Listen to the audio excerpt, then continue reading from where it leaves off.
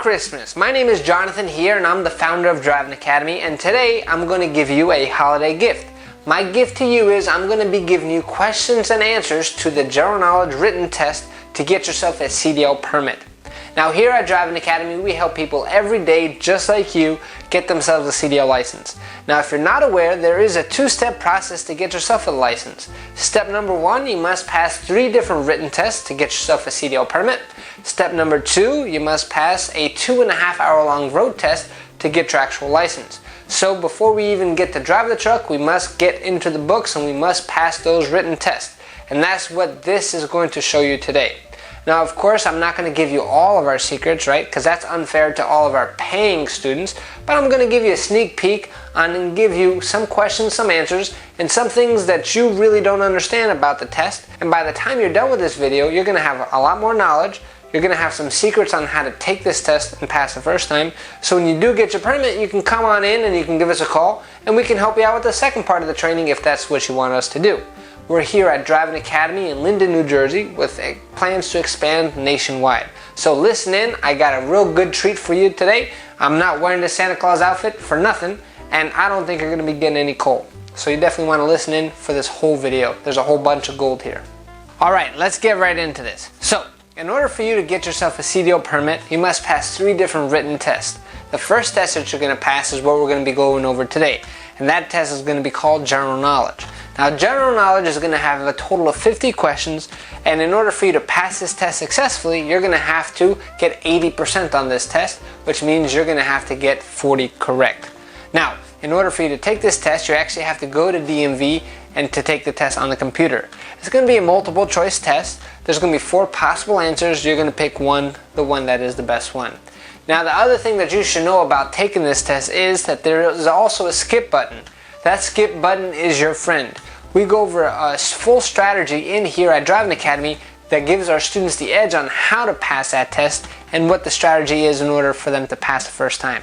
We actually have a 95% success rate here at our school itself. But simply said, if you don't know the answer, click on the skip button. It's going to come back around. It's going to help you out a lot. If you want to know the full strategy, then you're going to have to give us a call or come on in and be one of our students itself. But today what we're going to be going over is I'm going to give you a few questions, a few answers that always come up with the students here and with the people who go take the test, and things that you should be aware of too. You're going to follow along with me and I'm going to be reading off the question and giving you 4 possible answers. Then I'm going to tell you what the correct answer is and explain it in case you don't understand. Alright, so let's get right into it. Question number 1. When approaching a curve, you should A. Downshift while in the curve, B. Downshift as you come out of the curve, C. Downshift before entering a curve and accelerate slightly as you go through it, or D. Downshift anytime, doesn't make a difference. So this is important when you're driving a stick shift vehicle, and it's very important whether you're driving a car or a truck. It's the same kind of thing, but mostly important with the truck itself. Now what you have to understand is when you're going into a curve, you really want to slow down the vehicle before you enter the curve. So the correct answer here is C. You don't want to use your brakes while you're in the curve, right? Because then you're going to lose control of the vehicle. And most of the time big tractor trailers are top heavy. So when you're going in through a curve and you're top heavy, you have a very higher chance of tipping over if you're going too fast. So you want to make sure all the downshifting is done before you enter the curve, so you're at a proper speed, and as you're entering the curve and as you're going through the curve, you want to accelerate slightly so the wheels can grab the traction of the ground, and then you can actually keep in full control of the vehicle as you're going through the curve. So the answer to this is C. Question number 2. When driving a commercial vehicle with a height over 13 feet, you should A. Not worry about height clearance as long as you stay on any state or federal highways. B. Assume all clearances are high enough. C. If you aren't sure a clearance is high enough, stop and make sure. Or D. All of the above.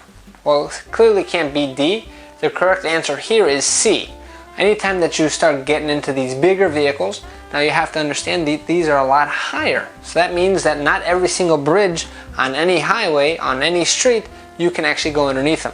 If you haven't seen it already, I'm sure you've already seen a truck getting stuck underneath a bridge. And that's not something that you want to do. So if you're not sure, get out, look, and make sure. It's always better to be safe than sorry. Question number 3. You should use your high beams. A, all times at the night. B, okay to use during the day but never at night. C, maybe use any time on a divided highway. Or D, should use whenever possible and legal. So the correct answer here is D. So you want to be able to use your high beams whenever you can and whenever it's legal, right? So you definitely don't want to be blinding anybody in front of you, but anytime you do have some space and there is nobody in front of you, you want to use the high beams itself. So the correct answer here is D. Question number 4. Controlled braking is A, slamming on the brakes hard and making wheels lock up. B, squeezing brakes firmly without locking them. C, pressing brakes until wheel locks up occurs, releasing, then reapplying. Or D, none of the above. So controlled braking, you want to stay in control of the vehicle the whole time.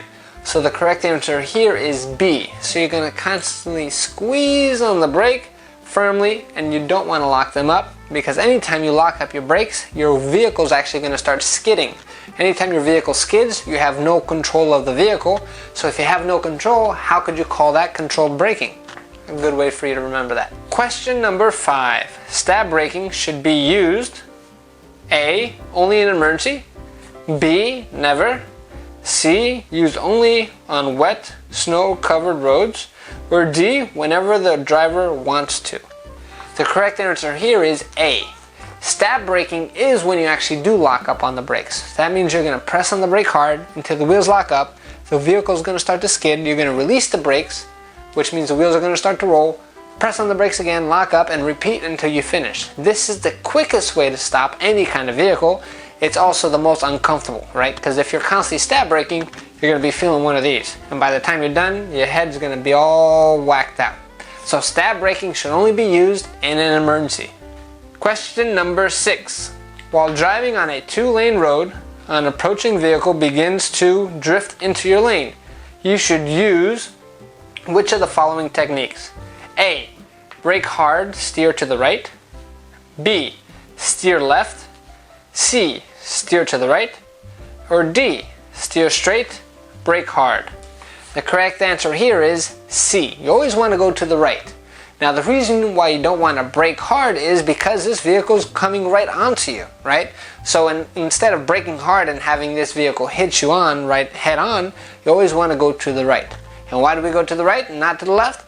Because the right means that you're on the shoulder. Because tractor trailers are always supposed to be in the right lane, not in the middle lane, not in the left lane. So that means right is always the safest way to go. So the correct answer here is steer to the right. Question 7. If you experience a rear wheel over acceleration skid, you should A, apply the brakes. B, press on the accelerator. C, downshift. Or D, release accelerator and depress the clutch. In order to answer this question correctly, you're going to have to know what a rear wheel acceleration skid is, other than the fact that it's a tongue twister. Pretty much what that means is that the back tires are over spinning, and the only thing that makes those back tires spin on your tractor itself is you pressing on the gas or the accelerator.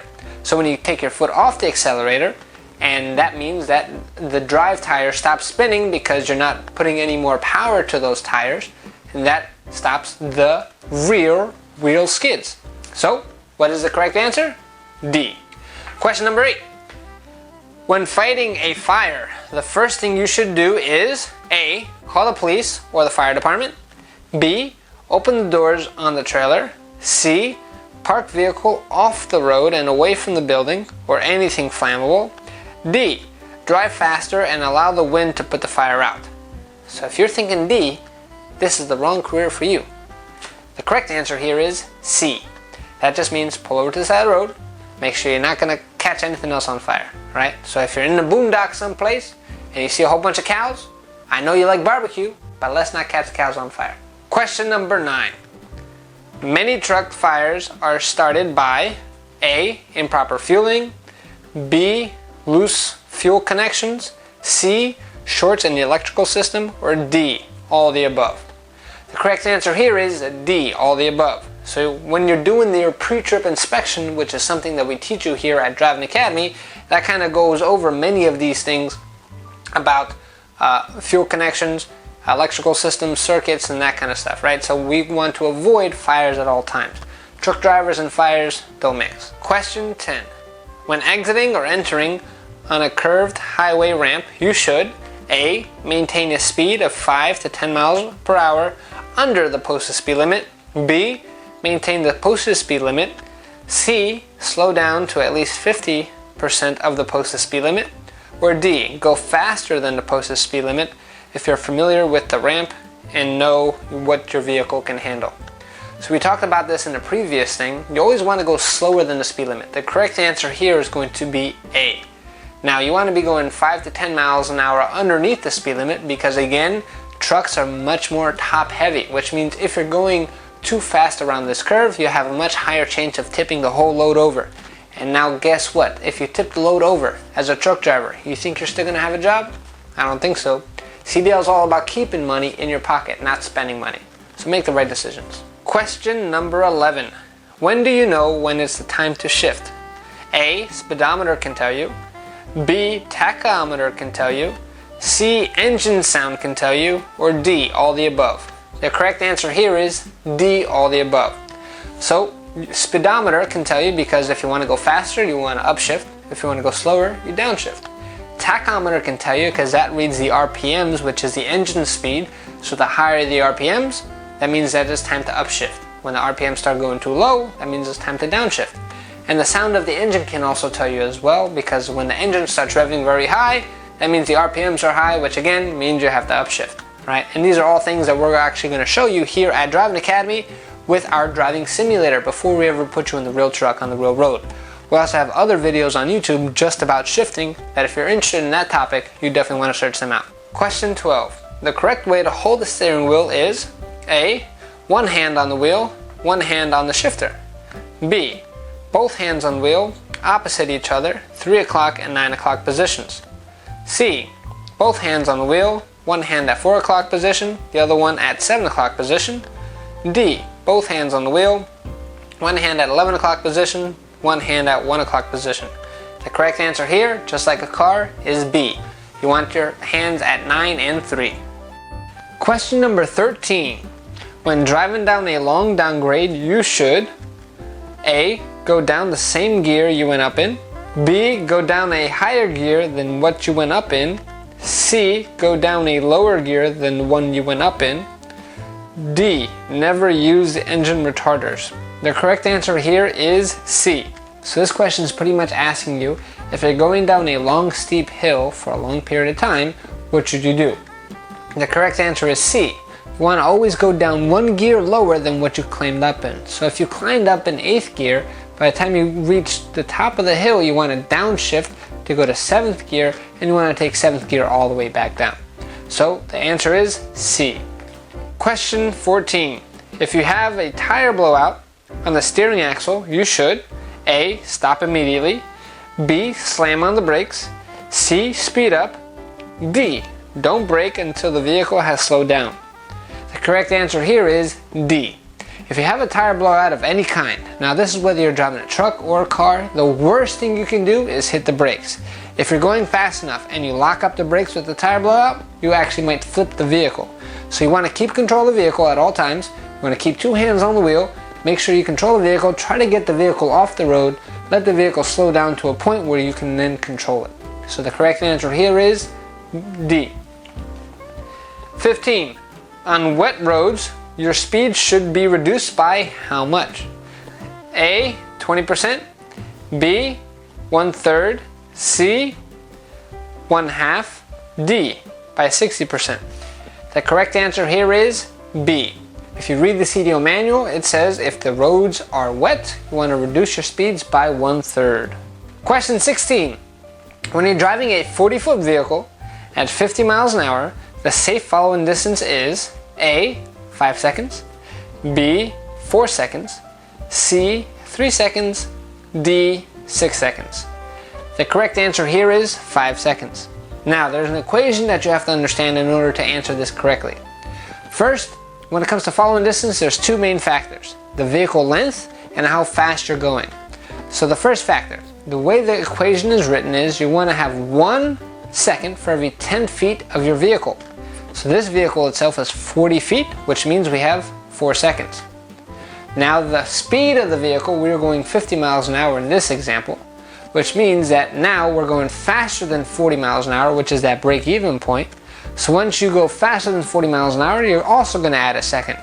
So you're going to have 4 seconds for the length of the vehicle, plus 1 second because you're going faster than 40 miles an hour. So 4 plus 1 is 5. That's right. If you got that answer correct, that means you can get a CDL. Question number 17. Which of the following vehicles have the longest stopping distance? A. Empty trucks. B. Loaded trucks. C. Bobtail tractors. D. Automobiles. What do you think? The correct answer is C. Bobtail tractors. Now a bobtail tractor is just another name for a tractor with no trailer. Now the reason why they have the longest stopping distance is because those vehicles are built to carry a whole lot of weight. So even when it comes to their brakes, right, their brakes are built to carry all that weight. So when you don't have any weight, it takes a lot longer for that vehicle to actually stop. Next question is 18. How many red reflective triangles are you required to carry? A. 6. B. 2. C. 4. D. 3. The correct answer here is 3. That's just something you have to know. 3 is a magical number. Question 19. You are required to inspect your truck within how many miles after beginning the trip? A. 100. B. 150. C. Within 50 miles. Or D. 200. The correct answer is C. Within 50 miles. Now, why is that the correct answer? That is the main goal. So anything within 50 miles. So it could be 25 miles, could be 10 miles, could be 15 miles. As long as it's within the first 50 miles of your trip, that is when you first have to get out and do what they call an in-route inspection. This is where you want to make sure that nothing has shifted and make sure that pretty much is a general overview, no tires pop, anything like that.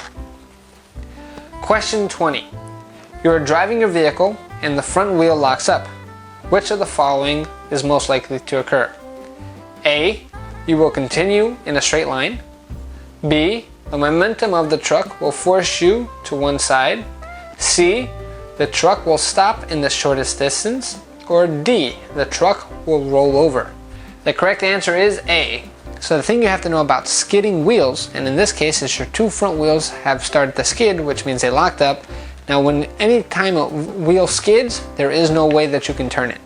It always wants to go to the front and it wants to keep going straight. So if your front wheel's locked up, that means it's already in the front. It's not going to want to go any more front, but it's going to want to keep going straight. Which means you can turn the wheel all the way to the right or all the way to the left and your sucker is just going right straight. So you want to make sure that you understand this. Question 21. The pre-trip inspection described in this section consists of how many steps? A. 6. B. 4. C. 7. D. 9. Now this is talking about the actual CDL manual. So in the CDL manual, they say that there are 7 steps to the pre-trip inspection, which makes this correct answer C. Now that's a tough kind of thing to do when it comes to real life. It's a little bit outdated now, especially with the new CDL test itself. So just understand, in case this question does come up on the test, the answer is 7. Question 22. When driving, what is the proper eye lead time? How far should you look ahead? A. 2 to 4 seconds. B. 3 to 5 seconds. C. 8 to 10 seconds. Or D. 12 to 15 seconds. Well, you should guess that a tractor trailer has a lot longer time that it can stop, which means you have to be looking further up ahead. So the correct answer here is D, 12 to 15 seconds. Question 23. For the average driver driving on dry pavement with the brakes properly adjusted, how many feet will it take to stop at 55 miles per hour? A. About the length of a football field. B. About 100 feet. C. About twice the length of the vehicle being driven. Or D. About 200 feet.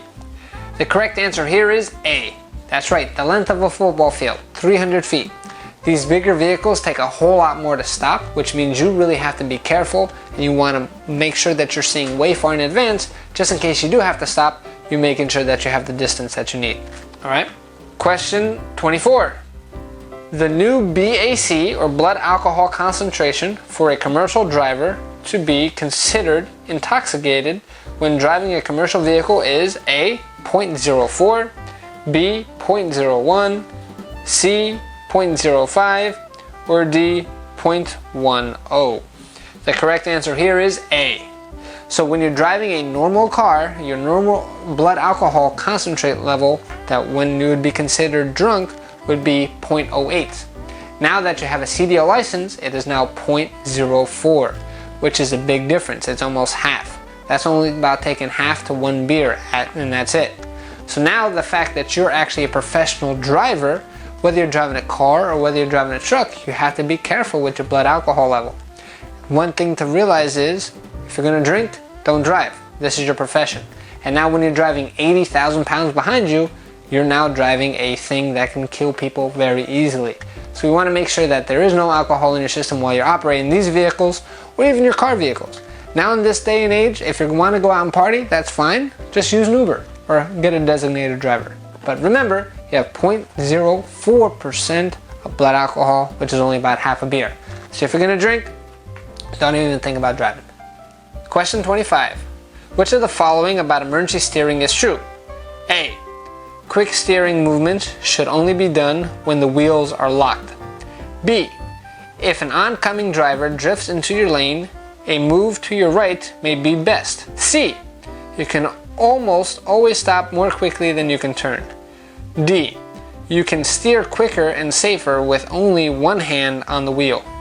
The correct answer here is B. We mentioned this in the previous question, and this is all about, hey, if something's coming at you, always go right. You can always turn right quicker than you can turn. Remember, how long does it take a big tractor trailer to stop? A football field, 300 feet. How long does it take you to turn to the right? A couple seconds, as long as you have two hands on the wheel. Question 26. When should you test your parking brake? A. Moving at a very slow speed. B. While the vehicle is parked. C. While driving at least 10 miles per hour. Or D. When backing. The correct answer here is B. If you're going to test your parking brakes, why not do it when it's parked?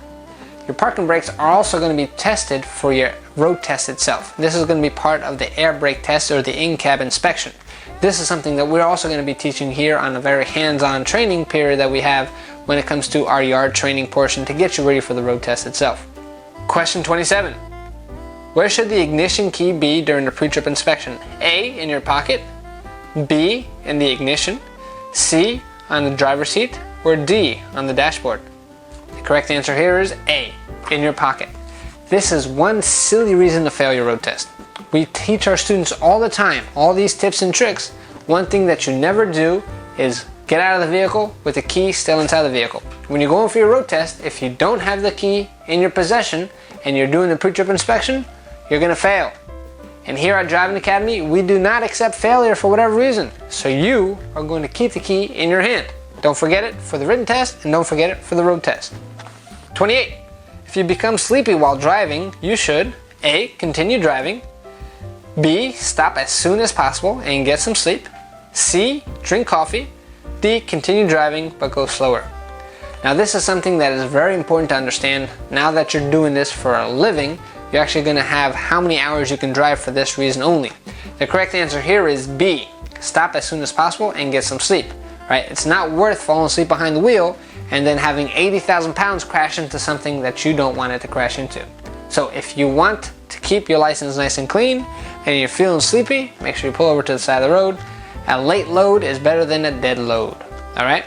Question 29. The minimum amount of tread depth allowed on the steering tire is A. 40 30-seconds of an inch. B. 5 30-seconds of an inch. C. 2 30-seconds of an inch. Or D. No minimum. The correct answer here is A. Now, 4 30-seconds of an inch is how deep the tire tread goes, okay? You want the front steering tires to be actually deeper than the back tires because those are your tires that actually turn and grab the traction. So if you want to be able to turn, you want to make sure you do have traction on those tires. And this is again something that we're going to show you how to check when you do our training here at our training yard at Driving Academy. Question 30. To correct a drive wheel braking skid, you should A. stop braking, B, increase braking, turn quickly and counter steer, C, increase braking, or D, stop braking, turn quickly and counter steer? The correct answer here is D. Now anytime you get into any kind of skid, braking is just going to make it worse, right? So what you want to do is get your foot off the brake, make sure the skid goes away. If you are skidding, you are probably going to fishtail, so that's why you're going to turn quickly and you're going to counter steer to make sure that you stay straight in the lane that you want to be in. It's a very scary part, but remember, do not press on the brake. It's just going to make it worse. Question 31. There are two types of jackknives.